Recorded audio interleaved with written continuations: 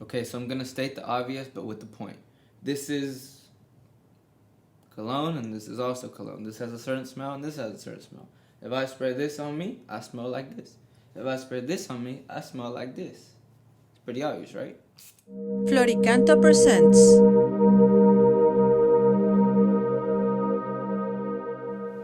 This is pretty obvious. But what isn't that obvious, and is probably more subtle, is how this has to do with our friendships. What do I mean?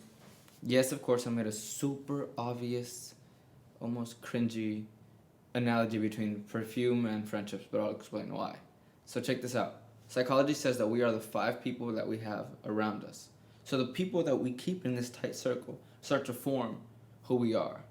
Kind of like this perfume. So why did I say that this is obvious and maybe certain friendships? So why did I say that this is obvious and how there might be some things that are not that obvious? What is not that obvious is how our friendships and the people we have around us mold us, how they change us. Here's the basics, here's the point. Just straight to the target. The people that you choose to be around, if they hate, if they talk bad about others, if they're always negative Nancy, if they don't help you rise yourself up, if they don't motivate you, if they don't believe in your dreams, if they don't listen to you, then it sounds like they are the bad perfume. But if your friends listen to you, they love you, they think about you, they write you, they write you a thank you letter, they listen to you. They know who you are, and they know how you are, and they're willing to change, and they like for you to change, and you guys support each other's change. That's a good perfume.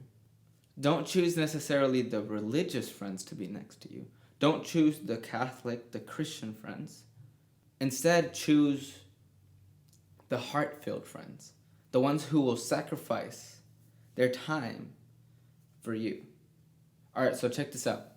Here's 2 basic principles. Principle number 1. We are a blank slate. When we're born on this earth, we are just blank.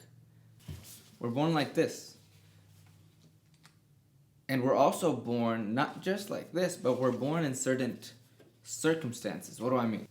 Some people are born in a situation where their household looks like this. Their household has no empathy. People don't dream anymore. People don't believe in a future. People don't believe in a full marriage. That people don't believe that you can have a healthy family, that you can be with your wife or your husband forever. Some people don't believe that because their household doesn't have that. And so some people, although they're born in this blank slate, they're born into this community that's like this. And so unconsciously, their slate kind of just gets dirty and dirty and dirtier. There's another side of the story though. Some people are born in this blank slate, but their circumstances look a little bit more like this. They got a little bit more color to them. They're purple. They're not actually purple, but their house is filled with compassion, empathy, love, dreams, to be bold, to be a soldier, to believe that you can be a beautiful wife and that you can be a beautiful husband and that your self-esteem is high and that you know that you're handsome, special, valuable. This is the type of home that some people are born in. And so guess what happens? They start to get contagious, I guess that's the word. They start to receive a little bit of that love in their house and they take it on for themselves. So we're all born like this. But sometimes our circumstances form us into what their circumstances are. Unless we make a decision. Why? Because if I'm born in this circumstance, but I decide to change it because I want to, because, I'm not satisfied with what I have here, because I'm not as sensitive to the realities of negative consequences, and I'm just not in the mood. Whatever. You start to paint your own life with the marker, with the pen that you choose.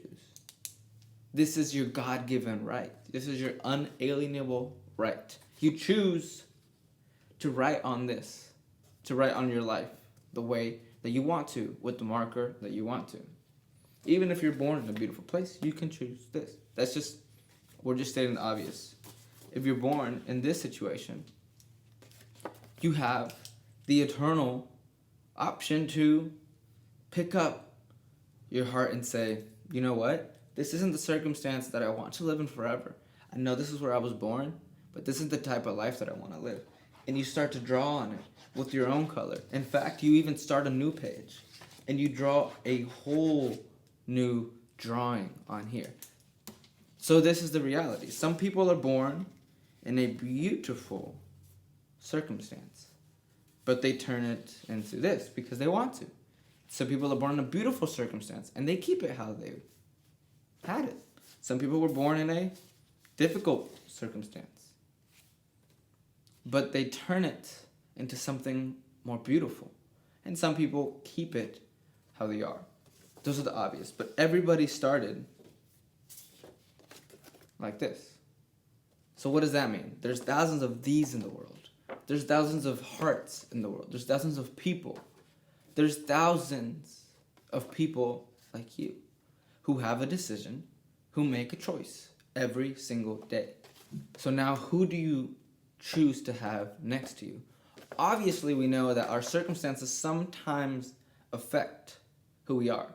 And circumstances can affect the people around us. But we also know that decision is the overcompassing engine of our soul that runs on love, to fight, and to choose.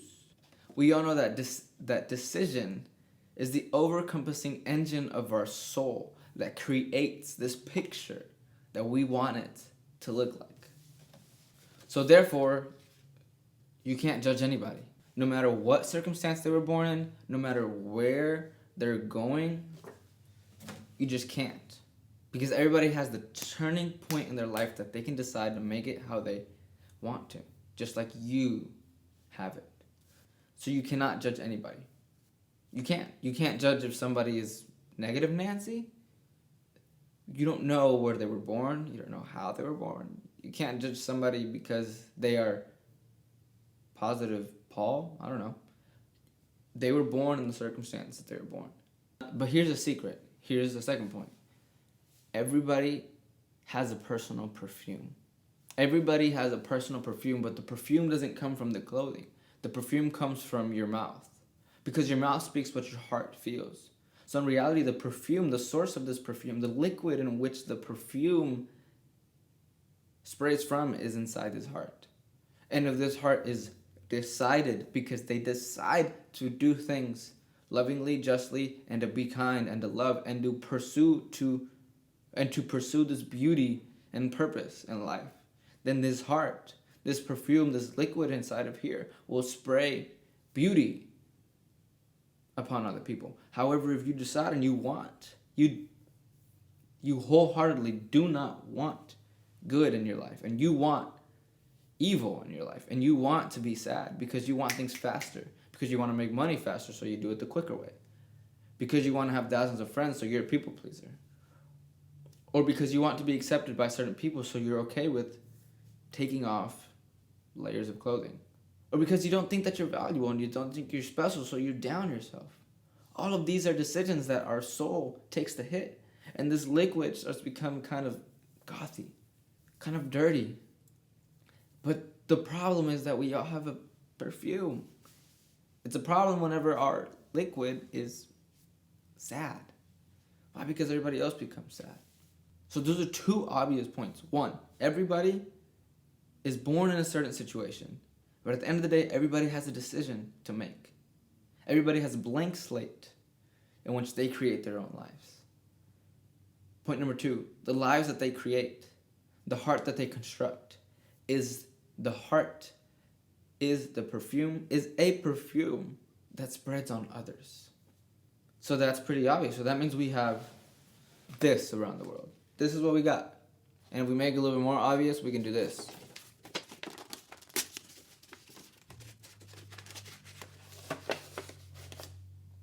Like that. So who do you want to have around you?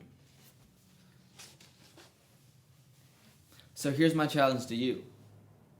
Learn to say no. Learn to choose the people that you want in your life. Learn to choose friendships. Don't be deconstructed by reacting to every person that comes into your life. Don't just be okay with friendships that subtly come and you want a friend so you'll accept anyone that comes because you think you're going to be alone. Shut that voice up. That's not true. That's a lie. Because the truth is that you are valuable. Therefore, you deserve a valuable friend. So choose it. And to choose a new valuable friend means that you cut off different perfumes that make you smell horrible. Why? Because your friends that keep on judging others, that makes you judge others too. I'm not saying that you now need to be a super picky person and pick certain friends that you want in your life. And that now you don't have to be good, you can just rely on your friends. No, you be the person that you want others to be first. But also choose the people, not judgingly, but lovingly. The people that will support you. That instead of judging others, they help you understand and see others' perspectives. That instead of knocking down and not listening to your dreams and putting you to the side, they support you and they say, how can I help you? So that you can live that dream that you like to live. You with the decision that you have inside this heart. It's up to you to make those choices. It's not worth falling for the illusion of a friendship. That's not worth it. When you fall for the illusion of a friendship that's not worth it, what you're doing is you're saying to yourself in the mirror, you do not matter. Therefore, the people that you have around you can be anybody.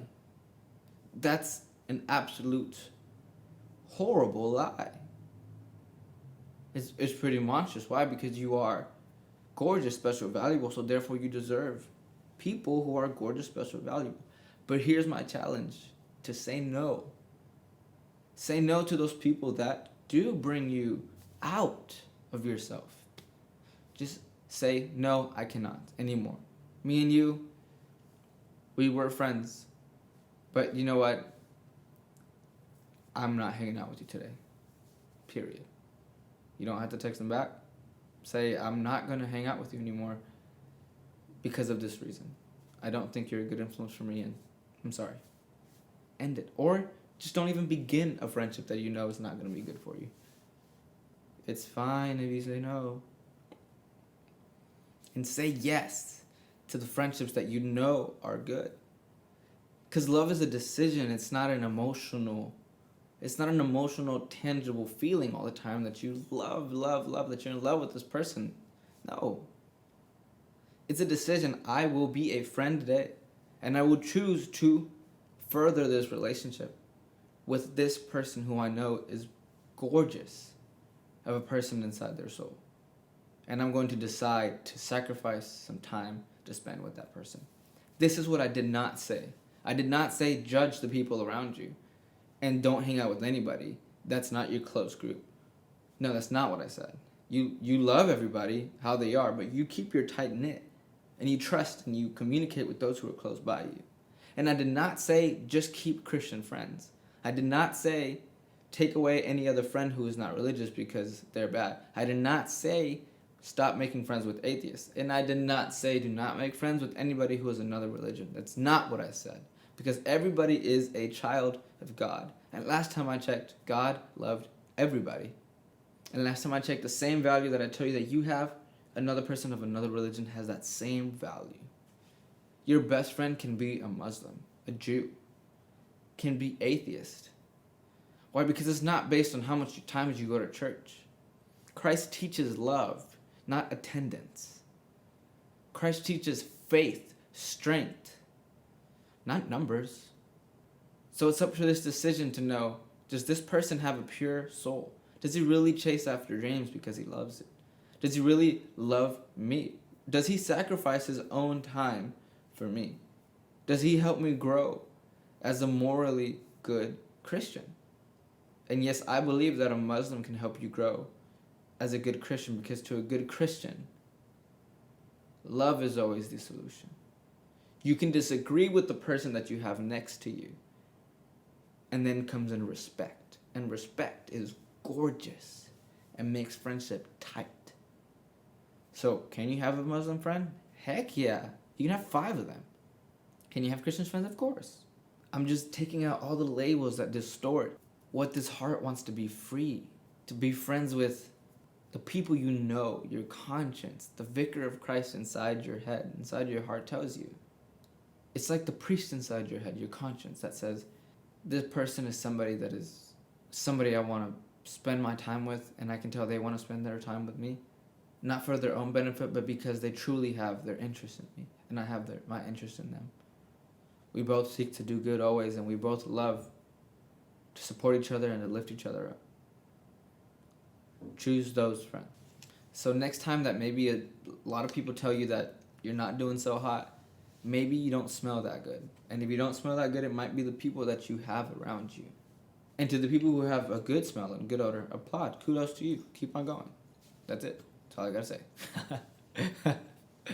But seriously, decide to make yourself the people who you have around, but choose those people very lovingly, non-judgingly, but wisely. People who love till the end of days. Goodbye.